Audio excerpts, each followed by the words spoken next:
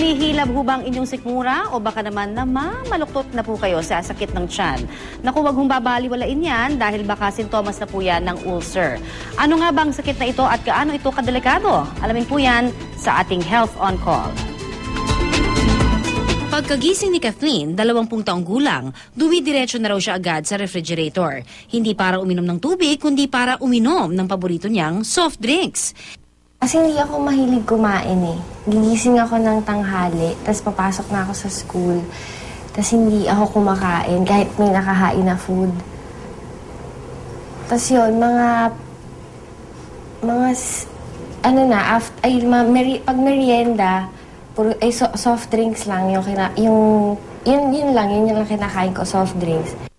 Hindi raw kumpleto ang araw niya kung hindi siya nakakainom ng 3 bote ng soft drinks. Sa katunayan, minsan daw ay lumilipas ang isang araw na hindi siya nakakainom ng tubig.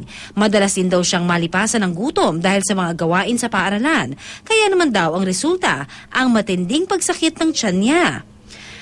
Nang magpatingin sa doktor, napag-alamang ulcer na pala ang dahilan ng pananakit ng tiyan ni Kathleen. Pag sumakit na siya, masakit na siya sa banda dito. Tapos gaganon ko lang yan. Hindi pa ako kakain nun. Tapos pag mas masakit, masakit na siya, yung magsa-start na akong kumain. Pero pag ganon, hindi na siya nawawala. Nagsusuka na ako. Sobrang sakit. Kaya okay siya ngayon. Tapos biglang, parang kinakrample yung tiyan mo. May times na nakaganon lang ako matulog. Kasi sobrang sakit niya. Tapos gigising ka bigla, magsusuka ka. Tapos babalik ka na naman, tapos magsusuka ka na naman. Ayon kay Dr. Gia Sison, isang internist, ang ulcer ay ang pagkakaroon ng sugat sa lining ng sikmura na maaari raw sanhi ng isang bakterya. Walang definite cause, but nakita na siya actually in a microscope, yung mismong itsura niya, by means of yung tinatawag na endoscopy. Yung tubo pinapasok para makita yung sikmura, plus yung breath test, yung hininga, it can actually detect yung sinasabi nating pylori na bacterial infection. Ang pag-inom daw ng soft drinks nang hindi kumakain sa oras ay tiyak na magdudulot ng pagsakit ng tiyan ni Kathleen dahil mas maraming acid ang ginagawa ng tiyan kapag wala pa itong laman. Pero paglalinaw ni Dr. Sison, hindi lang daw ang pananakit ng tiyan ang maaring sintomas ng ulcer. Maging ang hindi raw gumagaling na ubo, heartburn at maitim na kulay ng dumi ay posibleng indikasyon ng pagkakaroon ng ulcer. We have the duodenal type and the gastric type of ulcer. When you compare both, yung duodenal, yung pain niya is if you don't eat, obviously because of the acidic effect. Yung gastric, even when you eat, may pain. But we can only detect that via yung tube na pinapasok at actual silip ng sikmura.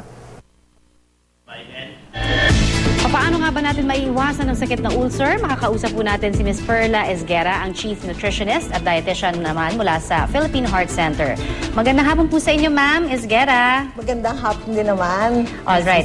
Meron po tayong mga group of foods here, no? Meron po tayong mga pagkain na nakaka-ulcer. Unahin po natin yan, ano? Ano-ano ho itong mga pagkain na dapat nating iwasan ng sobrang pagkain dahil nakaka-ulcer? Okay. Ito yung mga pagkain na nagbibigay ng masyadong aksyon sa hyperacidity o yung acidity ng ating mga tiyan. Katulad ng mga citrus fruits, lemon, oranges, dalandan, o kaya yung mga tinatawag na, mga pineapple. Okay, pineapple. At yung mga tinatawag na gas former foods like your cabbage, no? Okay. O ito rin itong cucumber. Bawal din dyan na dapat ang hindi masyadong pagkain ng mga mantika at taba like nuts, no? And of course, yung mga dilata, yung mga processed foods, and soft drinks. Soft drinks. Sodas. Okay, bawal yan. Bawal yan. Pero kung meron ho naman tayong mga pagkain na medyo hindi ho maganda, no? At nakaka-develop ng ulcer, meron din tayong mga pagkain pangontra. Yes, or nakakatulong para hindi ho tayo magka-ulcers. Ano-ano po ito? Halimbawa ay ang yogurt o yung tinatawag na mga probiotics, no? Pwede rin yan yung, I don't know kung pwedeng yung brand Yakult, gano'n, o pwede ba yun?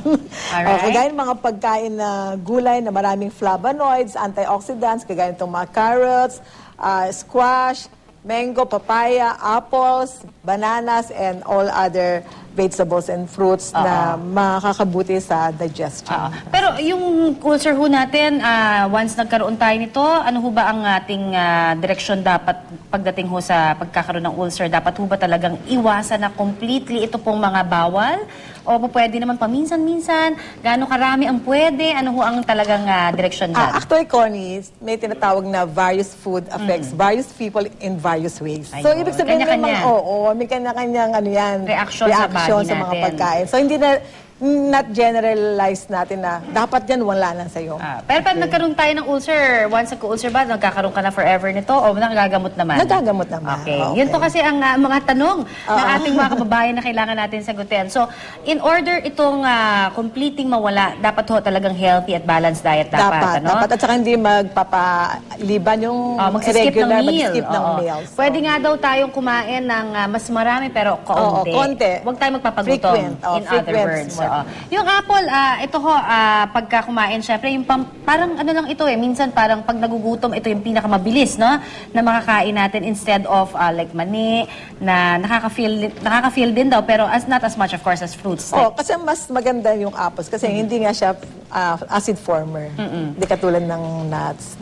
Ito ho. So, yun ang ating direksyon. Dapat ho kumain tayo ng mga pagkain na nutritious. Nutritious. Ano po ho ang ating maipapayo para po doon sa ating mga kababayan at nanonood po ngayon na medyo nagkakaroon na po ng nananakit na yung mga tiyan nila? Ano hong unang-unang dapat gawin? Dapat unang-unang natin gawin ay sana lagi silang nasa tamang pagkain, tamang oras at tamang dami. Hindi dapat masyadong marami.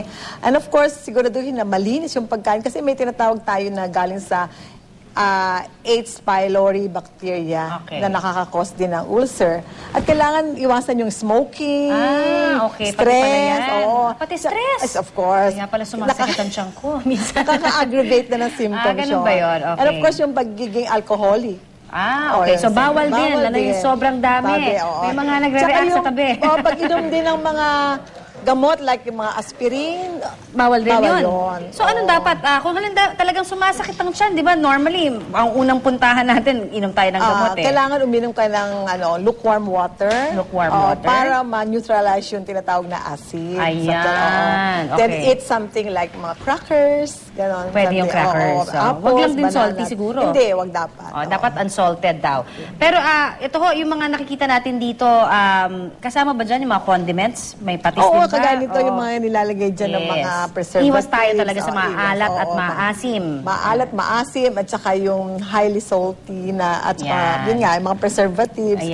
Alright, maraming salamat po sa inyo, Mrs. Guerra. Yes. At ngayon naman, puntahan po natin si Ivan.